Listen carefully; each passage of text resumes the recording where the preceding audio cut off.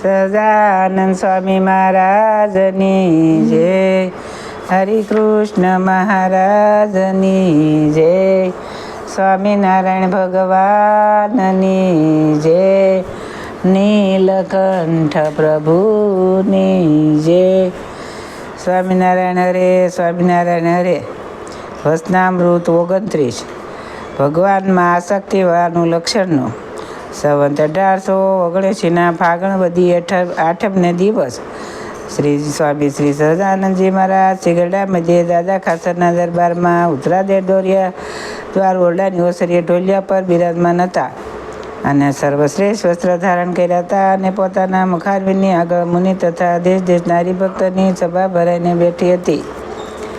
પછી શ્રીજી મહારાજ બોલ્યા છે, શ્રી કૃષ્ણ ભગવાનના સ્વરૂપને વિશે જે ભક્તનું ચિત્ત અતિ આસક્ત થયું હોય, તેના આવા લક્ષણ હોય, જે પોતે માર્ગે ચાલીને અતિશય થાકી રહ્યો હોય, તે બેઠું થવાની પણ શરીરમાં શક્તિ ન રહી હોય, અને તેવા સમયમાં કાંઈક ભગવાનની વાર્તાનો પ્રસંગ નિસરે તો જાણીએ એકે ગાવ પણ ચાલ્યો નથી એવો સાવધાન થઈને તે વાર્તાને કરવા સાંભળવામાં અતિશય તત્પર થઈ જાય, અથવા ગમે તેવા રોગાદી કરીને પીડાને પામ્યું હોય, અથવા ગમે તેવું અપમાન થયું હોય ને તેવામાં જો ભગવાનની વાર્તા સાંભળે તો તત્કાળ સર્વ દુઃખ થકી રહી થઈ જાય, અને વળી ગમે તેવી રાજ્ય સમૃદ્ધિને પામીને અવરાઈ ગયો એવો જણાતો હોય, અને જે ઘડીએ ભગવાનની પામીને અવરાઈ ગયો એવો જણાતો હોય, અને જે ઘડીએ ભગવાનની વાર્તા સાંભળે તો તે ઘડીએ જાણીને એને કોઈનો સંગ નથી થયો એવો થકો તે ભગવાનની વાર્તા સાંભળવામાં સાવધાન થઈ જાય.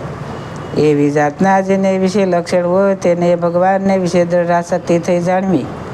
પછી મુક્તાનંદ સ્વામીએ પૂછ્યું છે, એ ભગવાનને વિશે દ્રઢ આસક્તિ થાય શા માટે? પછી શ્રીજી મહારાજ બોલ્યા છે, કાં તો પૂર્વજન્મનો એવો અતિ બળિયો સંસ્કાર હોય, અથવા જે સંતને ભગવાનને વિશે એવી દ્રઢ આસક્તિ હોય તેને સેવાએ કરીને રાજી કરે. એ બેએ કરીને ભગવાનને વિશે એવી દ્રઢ આસક્તિ થાય છે, પણ એ વિના બીજો કોઈ ઉપાય નથી. એ તે અવસ્થામાં ગરડા મધ્યમનું 29 જે તે થયું. સહજાનંદ સ્વામી મહારાજની જય. વચનામૃત 30. સોનું ને સ્ત્રી બંધન ન કર્યાનું. સંવત 1879 દ્વિતીય ચૈત્રને દિવસે સ્વામી શ્રી સહજાનંદજી મહારાજ શ્રી ગરડા મધ્યે દાદા ખાસરના દરબારમાં શ્રી વાસુદેવનારાયણના મંદિરની ઓસરીએ ગાદી તકિયા ઉપર બિરાજમાન હતા, ને શ્રેષ્ઠ ખેસ પહેર્યો હતો, ને શ્રેષ્ઠ ચાદર ઓઢી હતી, ને કાળા છેડાની ધોતલી મસ્તક બાંધી હતી, ને ધોળા પુષ્પનો હાર પહેર્યો હતો, ને ધોળા પુષ્પનો તોરો પાગમાં લટકતો હતો, ને પોતાના મુખારવિંદની આગળ સાધુ તથા દેશ દેશના હરિભક્તની સભા ભરાઈને બેઠી હતી. પછી શ્રીજી મહારાજ બોલ્યા છે, શ્રીમદ ભાગવતાથી જે સત્યાસ્ત તે સત્ય છે, અને શાસ્ત્રમાં જે કહ્યું હોય તે તેવી જ રીતે થાય છે, પણ બીજી રીતે થતું નથી. જુઓ ને, શ્રીમદ ભાગવતમાં સુવર્ણ વિશે કળીનો નિવાસ કહ્યો છે, તો તે સુવર્ણ અમને દીઠું પણ ગમતું નથી, અને જેવું બંધનકારી સુવર્ણ છે તેવું જ બંધનકારી રૂપ પણ છે. કેમ જે જ્યારે રૂપવાન સ્ત્રી હોય તે સભામાં આવે ત્યારે ગમે તેવો ધીરજવાન હોય તેની પણ દ્રષ્ટિ તેના રૂપને વિશે તણાયા વિના રહે નહીં. માટે સોનું ને સ્ત્રી એ બે અંતિ બંધનકારી છે, અને એ બે પદાર્થનું બંધન તો ત્યારે ન થાય જ્યારે પ્રકૃતિ પુરુષ થકી પરી એવું જ શુદ્ધ ચૈતન્ય બ્રહ્મ તેને જ એક સત્ય જાણે, ને તે બ્રહ્મને જ પોતાનું સ્વરૂપ માને, ને તે બ્રહ્મરૂપ થઈને બ્રહ્મ એવા છે શ્રી કૃષ્ણ ભગવાન તેનું ભજન કરે, અને બ્રહ્મ થકી ઓરું છે જે પ્રકૃતિનું કાર્ય માત્ર તેને અસત્ય જાણે, ને નાશવંત જાણે, ને તુચ્છ સમજે, ને માયિક જે નામ રૂપિયાનો વિશે અતિશય દોષ દૃષ્ટિ રાખે, ને તે સર્વે નામ રૂપને વિશે અતિશય વિરાગ પામે, તેને સોનું ને સ્ત્રી બંધન ન કરે, અને બીજોને તો જરૂર બંધન કરે. ઇતિ વચનામૃત ગરડા મધ્યમનું જે તે થયું. સહજાનંદ સ્વામી મહારાજની જય. વચનામૃત 31. મનન દ્વારા બ્રહ્મનો સંગ કર્યાનું. સંવત 1880 શ્રાવણ સુધી 14ને દિવસ શ્રીજી મહારાજ શ્રી ગરડા મધ્યે દાદા ખાસરના દરબારમાં પોતાને ઉતારે વેદિકા ઉપર ગાદિયા તક્યા નખાવીને બિરાજમાન હતા અને સર્વશ્રેષ્ઠ વસ્ત્ર ધારણ કર્યા હતા ને કાળા શેડાની ધોતલી મસ્તકે બાંધી હતી ને પોતાના મુખારવિંદની આગળ પરમહંસ તથા દેશ દેશના હરિભક્તની સભા ભરાઈને બેઠી હતી અને પ્રાગજી દવે પાસે શ્રીમદ ભાગવતમાં કપિલ ગીતાનું કથા વંચાવતા હતા. પછી કથાની સમાપ્તિ થઈ ત્યારે શ્રીજી મહારાજ પરમહંસ પ્રત્યે બોલ્યા છે, સર્વે કારણના પણ કારણ ને અક્ષરતાતીત જે પુરુષોત્તમ એવા જે વાસુદેવ ભગવાન તે મહાપુરુષ રૂપે કરીને મહામાયાને વિશે વીર્યને ધરે છે ને પુરુષ અક્ષરાત્મક છે, મુક્ત છે અને એને બ્રહ્મ કહે છે. અને એ પુરુષે માયામાં વીર્ય ધર્યું ત્યારે તે માયા થકી પ્રધાન પુરુષ દ્વારા એ વિરાજ પુરુષ ઉત્પન્ન થયા. ત્યારે એ વિરાજ પુરુષ તે પુરુષના પુત્ર કહેવાય. જેમાં જગતમાં કોઈ બ્રાહ્મણ ક્ષત્રિય વૈશ્યાદિક જે પ્રાકૃતિક માણસ હોય ને તેની સ્ત્રીમાંથી તેનો દીકરો થાય તેમ વિરાજ પુરુષ થાય છે. એવા જે વિરાજ પુરુષ તે આ જીવ જેવા જ છે અને એની ક્રિયા પણ આ જીવના જેવી જ છે ને તે વિરાટ પુરુષની દીપર આદરકાળને આવરદા છે. અને આ જગતની ઉત્પત્તિ સ્થિતિ પ્રલયરૂપ એની 3 અવસ્થા છે. જેમ જીવની જાગ્રત સ્વપ્ન સુષુપ્તિ એ 3 અવસ્થા છે તે મને એ વિરાટ પુરુષના વિરાટ સૂત્રતામાં અત્યામકૃત એ 3 દેહ છે ને તે દેહ અષ્ટાવરણે યુક્ત છે ને તે દેહ મતકાક્ષી જે 24 તત્વ તે દ્વારે થયા છે. તે વિરાટને વિશે ઇન્દ્રિયો અંતકરણ અને દેવતાએ પ્રવેશ કર્યો ને એને ઉઠાવવા માંડ્યું ને વિરાટનો જીવ પણ માહી હતો તો પણ એ વિરાટ ઉઠ્યું નહીં. અને જ્યારે શ્રેષ્ઠજ્ઞ એવા જે વાસુદેવ ભગવાન તે પુરુષ રૂપે કરીને એમાં આવ્યા ત્યારે વિરાટ દેહ ઉઠ્યું ને તે વિરાટ પુરુષ પોતાની ક્રિયાને વિશે સમર્થ થયા. અને એ જે ભગવાન તે આ જીવને પ્રકાશાને અર્થે સૂક્ષ્મ પ્રતિરૂપ માયા થકી પર રહ્યા થકા એ જીવને વિશે સાક્ષી રૂપે રહ્યા છે. તો પણ જીવને દેહ ઇન્દ્રિયોને વિષય તેનો સંગ ઘણો છે. માટે સંગ દોષે કરીને એ જીવ દેહાદી રૂપ થઈ ગયો છે. તેના સંગને મૂકીને જીવ એમ સમજે છે મારું સ્વરૂપ તો માયા થકી મુક્તને પર એવું જે બ્રહ્મ તે છે. એવી રીતે નિરંતર મનન કરતો સંતો બ્રહ્મનો સંગ કરે તો એ બ્રહ્મનો ગુણ એ જીવને વિશે આવે. પણ એને આ વાર્તા સાંભળી હોય તો પણ નિરંતર સ્મૃતિ રહેતી નથી, એ મોટો દોષ છે.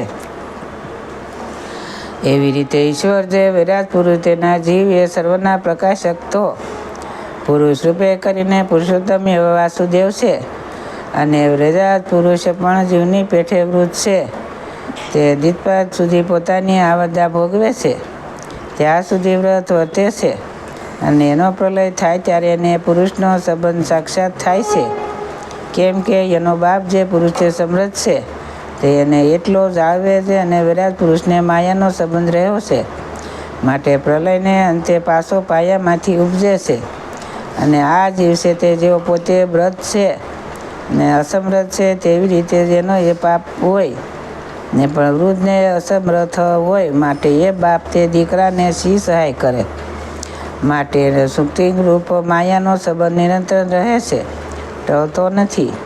એ તો જ્યારે પૂર્વે કહ્યો તેવી રીતે નિરંતર પોતાના પ્રકાશક જે બ્રહ્મ તેનો મનન દ્વારા સંગ કરે ત્યારે ટળે. અને વળી એ વિરાટ પુરુષ પર સકર્ષણ નિરુદ્ધ પ્રબુદ્ધ ઉપાસના કરે છે. તેમાં પ્રલયરૂપ અવસ્થાને વિશે સકર્ષણની ઉપાસના કરે છે ને સ્થિતિરૂપી અવસ્થાને વિશે પ્રજ્ઞુધન ઉપાસના કરે છે ને ઉત્પત્તિ રૂપ અવસ્થાને વિશે અનિરુદ્ધની ઉપાસના કરે છે. અને તે સકર્ષણાદિક 3 જે તે વાસુદેવ ભગવાનના સગુણ રૂપ છે ને તેની ઉપાસનાને બળે કરીને એ વિરાજ રૂપ જે તે ઉત્પત્તિ સ્થિતિ ને પ્રલયરૂપ ક્રિયાને વિશે સામર્થ્યને પામે છે. અને જ્યાં સુધી એ 3ની ઉપાસના કરે છે ત્યાં સુધી એને ઉત્પત્તિ સ્થિતિ પ્રલયરૂપ જે માયાનો સંબંધ તે ટળતો નથી. અને જ્યારે નિર્ગુણ એવા જે વાસુદેવ ભગવાન તેની ઉપાસના કરે છે ત્યારે વિરાજરૂપ માયાનો ત્યાગ કરીને બ્રહ્મરૂપ થાય છે. જેમાં જીવ છે તે બ્રહ્મદીક સ્વરૂપ ભગવાનની ઉપાસના કરે છે ત્યારે ધર્મ અર્થ કામરૂપ ફળને પામે છે. અને જ્યારે ભગવાનના અવતાર જે રામકૃષ્ણાદિક તેની ઉપાસના કરે ત્યારે બ્રહ્મરૂપ થાયને એની મુક્તિ થાય. તેમ એ વિરાટ પુરુષને પણ છે અને વિરાટ પુરુષ દ્વારા એ અવતાર થાય છે એમ શાસ્ત્રમાં કહ્યું છે. તે તો એમ સમજવું જે વાસુદેવ નારાયણ જે પુરુષ રૂપે કરીને વિરાટ પુરુષને વિશે આવીને બિરાજમાન હોય ત્યારે અવતાર કહ્યા છે. માટે એ અવતાર તો સર્વ વાસુદેવ ભગવાનના જ છે. અને એ વાસુદેવ ભગવાન જ્યારે પ્રતિલોપણે અને વિરાટ પુરુષ થકી નોખા પડી જાય છે ત્યારે કેવળ વિરાટ પુરુષ થકી અવતાર સંભવે જ નહીં. માટે એ થકી અવતાર તો એને વિશે વાસુદેવ આવ્યા છે તે સારું કહ્યા છે. અને એને વિશે વાસુદેવ જે શત્રુઘ્ન તેણે પ્રવેશ કર્યો ન હતો ત્યારે વિરાટ પુરુષ પોતાની ક્રિયા કરી તેને વિશે પણ સમર્થ નહોતા થયા. અને પૂર્વે જે પુરુષ કહ્યા તે માયામાં ગર્ભ ધરે ત્યારે પ્રધાન પુરુષ દ્વારા એ એક એવો જે વિરાટ રૂપ દીકરો તે થાય. અને એ જ માયામાંથી અનેક પ્રધાન પુરુષ દ્વારા એ બીજા પણ ઘણા કેવા વિરાટ પુરુષ રૂપ બ્રહ્માંડ થાય છે. અને તે પુરુષ તો નિરંજન ને મુક્ત છે ને બ્રહ્મ છે ને માયાના કારણ છે. તે માયાને વિશે લોપપણે વર્તે છે તો પણ એને માયાનો બાદ થતો નથી ને માયાને વિશે એને ભોગની ઈચ્છા થતી નથી. એ તો બ્રોતે બ્રહ્મ સુખે સુખ્યા છે ને પૂર્ણકામ છે. અને જે વિરાટ પુરુષ ઈશ્વર છે તે માયાના ભોગને ભોગવીને પ્રલયકાળને વિશે માયાનો ત્યાગ કરે છે. અને જે જીવ છે તે માયાના ભોગને ભોગવીને દુખ્યો થકો માયામાં જ લીન થાય છે. ત્યારે સુખમુનિએ પૂછ્યું છે પુરુષોત્તમ વાસુદેવ છે તે પુરુષોત્તમ રૂપે કરીને અનેક બ્રહ્માની ઉત્પત્તિ સ્થિતિ પ્રલયના કરતા છે. માટે પુરુષ રૂપે કરીને જ બૌદ્ધ શાસ્ત્રમાં પુરુષોત્તમને કહ્યા છે. ત્યારે પુરુષમાં તો વાસુદેવમાં કેટલો ભેદ છે. ત્યારે શ્રીજી મહારાજ બોલ્યા જે મહાજીવને વિશે ને વૈરાજ પુરુષ ઈશ્વરને વિશે ભેદ છે અને વળી જેમ તે ઈશ્વરને વિશે ને પુરુષને વિશે ભેદ છે તેમ પુરુષને પુરુષોત્તમ એવા જે વાસુદેવ ભગવાન તેને વિશે એવો ઘણો ભેદ છે. ને પુરુષોત્તમ વાસુદેવ તો સર્વના સ્વામી છે અને એવા અક્ષરાત્મા પુરુષ પમરૂપ ધણાક છે તે જે તેઓ વાસુદેવના શરણાવીની ઉપાસના કરે છે ને સ્તુતિ કરે છે. એવી રીતે પુરુષોત્તમ પુરુષ ઈશ્વર જીવ અને માયા એ 5 ભેદ અનાદિ છે. ને એવી રીતે વાર્તા અમે ઘણીક વાર કરી છે પણ એનું મનન કરીને સારી પેઠે પોતાના અંતરમાં ધૈર્ય બેસાડતા નથી. એટલે શાસ્ત્રના શબ્દને સાંભળીને સમજણમાં ઠાર રહેતો નથી. ને ઠાવકી ધૈર્ય બેસાડી હોય તો એની સમજણ કોઈ દિવસ તે શબ્દને સાંભળવે કરીને ફરે નહીં.